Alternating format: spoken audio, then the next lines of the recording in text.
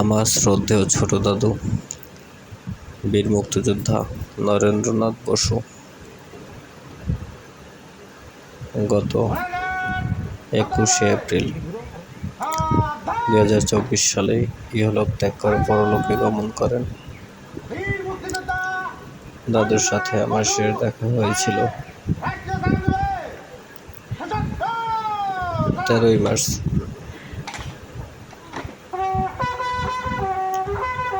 তারপর দাদুর সাথে আমার দেখা হয়নি। আমি ঢাকায় চলে আসি। দাদুর সাথে আমার যখন শেষ দেখা হয়েছিল, দাদু খুবই অসুস্থ ছিল। দাদু আমাকে ভালোভাবে চিনতেও পারেনি। তো যাই হোক, দাদুর মৃত্যুর সংবাদ শোনার পরে আমি খুবই কষ্ট পাই। দাদু আমাকে খুবই ভালোবাসতো, কিন্তু দাদুকে শেষ দেখাটা দেখতে পারিনি। এটাই আমার সব থেকে বেশি কষ্টের।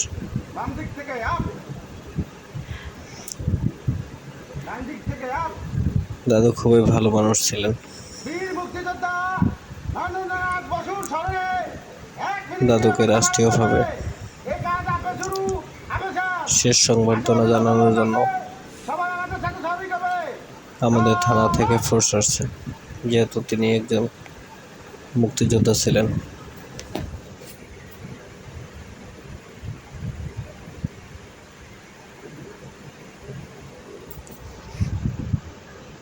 আমাদের পাড়া প্রতিবেশী, আমাদের আত্মীয় স্বজন দূর দূরান্ত থেকে সকলে দাদুকে শেষ বিদায় জানানোর জন্য আসছে, কারণ এক নামে আমার দাদুকে সবাই চিনত।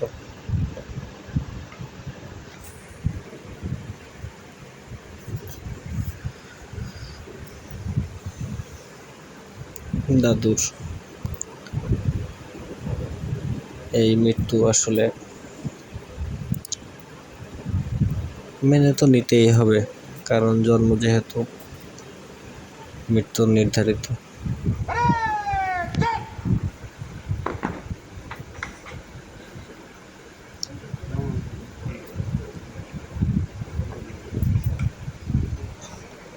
রাষ্ট্রীয়ভাবে দাদুকে সম্মান জানাচ্ছে।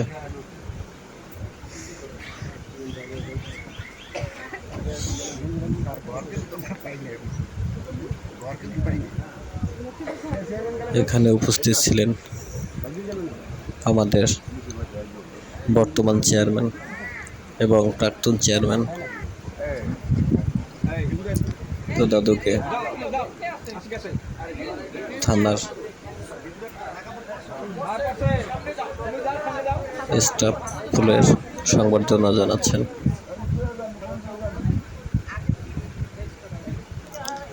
দাদুর সমবয়সী যারা ছিলেন এলাকায়, সকলেই আসছেন দাদুকে ফুলের সংবর্ধনা জানানোর জন্য।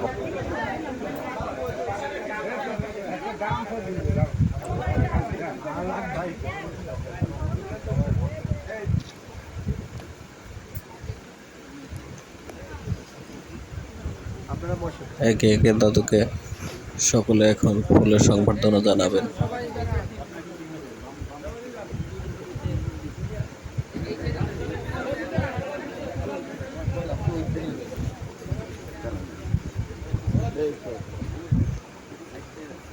দাদু চলে গেছেন, দাদুকে আর কখনো দেখতে পাবো না।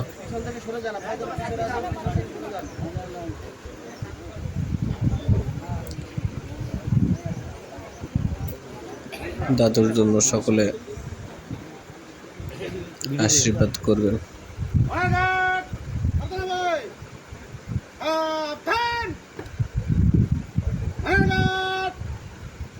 বীর মুক্তিযোদ্ধা নরেন্দ্রনাথ বসু রাষ্ট্রীয় সালাম দেবে। দাদুর আত্মার যেহেতু পরপারে শান্তিতে থাকতে পারেন, দাদুর আত্মার স্বর্গ লাভ করে, সে প্রার্থনা সকলে করবেন।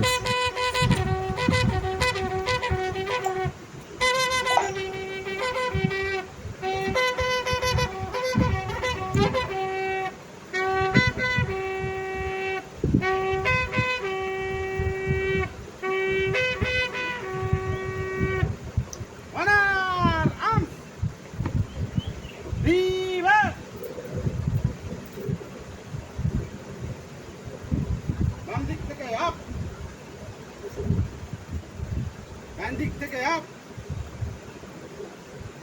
বীর মুক্তিযোদ্ধা মাননীয় বসুর স্মরণে 1 মিনিট নিরাপত্তা পালন করবে। এই কাজ আপে শুরু আবশ্যক। আশেপাশে যত লোক আছে সবাই আমাদের সাথে শরিক হবে। কাল আপ।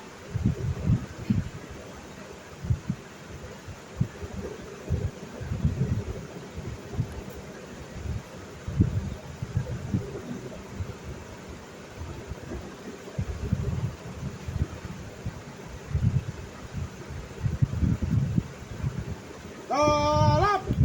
Salam দিবে! সালাম! বস্ত্র নামে! বস্ত্র নামা! আদে অস্ত্র নেবে! আদে অস্ত্র! ভীতি করবে! আরে চেক!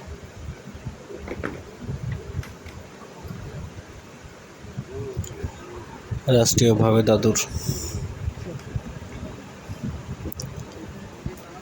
সম্মান জানানোর পরে এখন এলাকার গণ্যমান্য ব্যক্তিবর্গ যারা উপস্থিত ছিলেন তারা সকলে দাদুকে ফুলের শেষ শুভেচ্ছা জানিয়ে বিদায় দেবেন।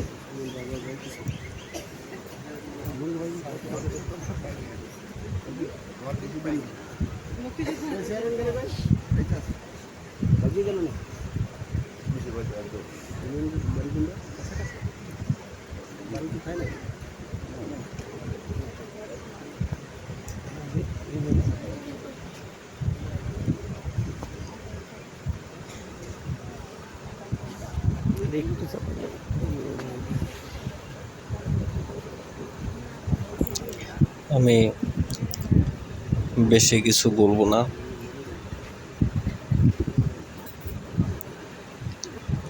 তো আপনাদের সাথে অল্প কিছু আমি শেয়ার করতেছি।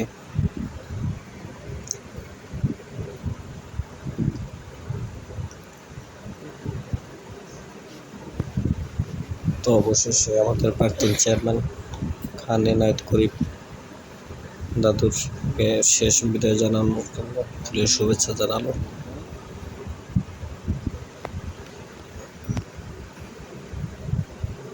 আমাদের আরেক মুক্তিযোদ্ধা নাথরম দত্ত উনিও ফুলের শুভেচ্ছা জানালেন। আমার আরেক দাদু বীর মুক্তিযোদ্ধা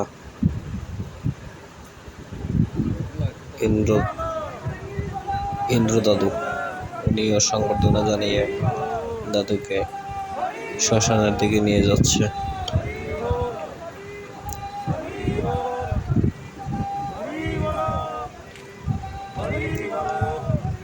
তো দাদুর অন্যান্য নাতি যারা ছিল সকলেই দাদুর মরদেহ কাঁধে তুলে শ্মশানের দিকে নিয়ে যাচ্ছে।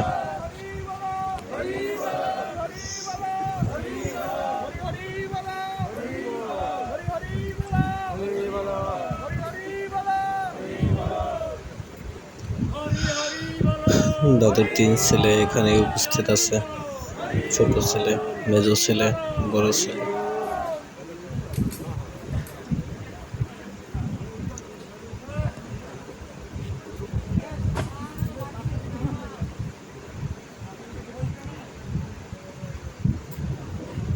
দাদুর মরদেহ সকলে হাতে হাতে তুলে শ্মশানের উপরে নিবে। সকলে হাতে হাতে দাদুকে ধরল, দাদুকে সমাধিতে শ্মশানে ওঠানোর জন্য সাবধানতার সাথে সকলেই দাদুকে শ্মশানে তুলতেছে।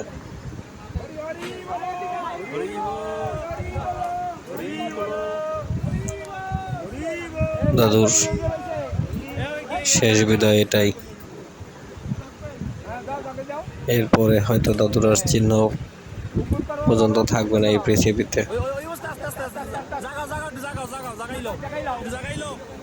সাবধানতার সাথে দাদুকে শ্মশানে তোলা হলো।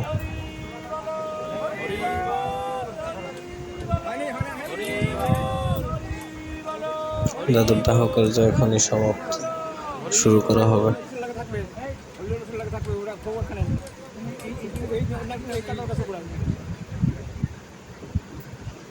আমার 3 মামা দাদুর দাহ কার্য সমাপ্ত শুরু করার পূর্বে আমাদের ধর্মীয় শাস্ত্র অনুযায়ী মন্ত্র উচ্চারণ করে দাদুর শ্মশানে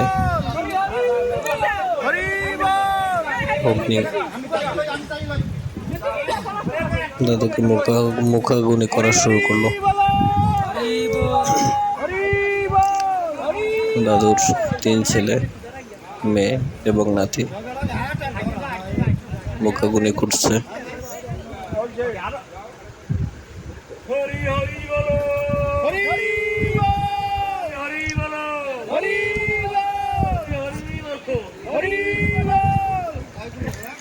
মুখাগ্নির শেষ পর্যায়ে দাদুর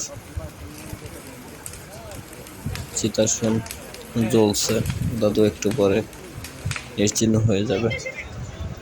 দাদুর অন্ত্যেষ্টিক্রিয়া শেষ করে 15 দিন পরে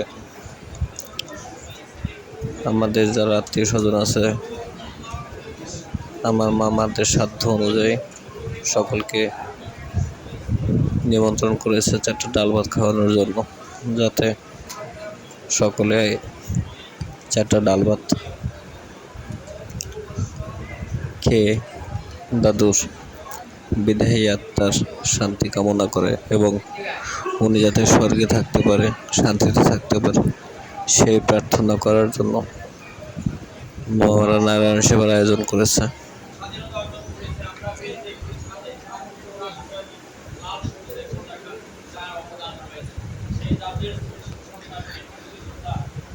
যাই হোক, দাদুর আত্মার যাতে স্বর্গে থাকতে পারে সকলে আমার দাদুর আত্মার জন্য সৃষ্টিকর্তার কাছে প্রার্থনা করবেন। নমস্কার সবাইকে, সবাই অনেক ভালো থাকবেন। ধন্যবাদ।